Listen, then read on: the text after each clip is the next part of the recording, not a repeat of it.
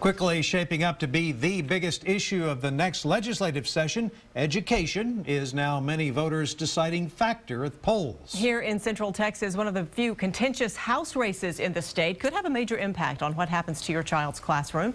And KXAN's political reporter Josh Hinkle is here with more. Well, let's make it simple. Here is the education breakdown for next session. School finance. Many districts fear underfunding, and their pending lawsuits could change a lot. Testing. Some say the standards are too high and many kids are falling short. And many of the top players are exiting the legislature after this election, which leaves a lot of room for other incumbents to take charge or new people to dig in. Morning, thank you.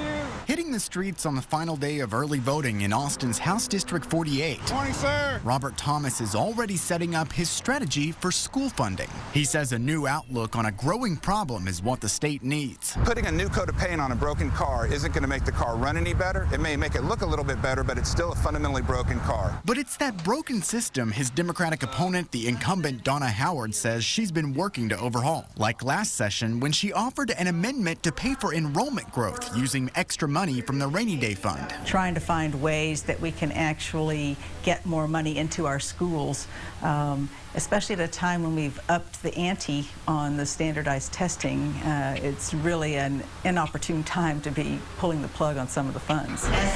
Lawmakers cut more than $5 billion from schools last session, and now many members aren't coming back. Namely, Senate Education Chair Florence Shapiro is retiring, and so is the House Education Finance expert Scott Hochberg. Plus, House Education Chair Rob Eisler lost his primary. And that means we have opportunities to perhaps, as you say, be more innovative and creative in what we're doing here and take some new directions. Tweaking the state's testing system is near the top of her list. Love that truck. Thomas agrees testing, but also tax reforms are where lawmakers should focus next session. And lower it for everybody so we have a consistent, sustainable tax base to actually fully fund for our education.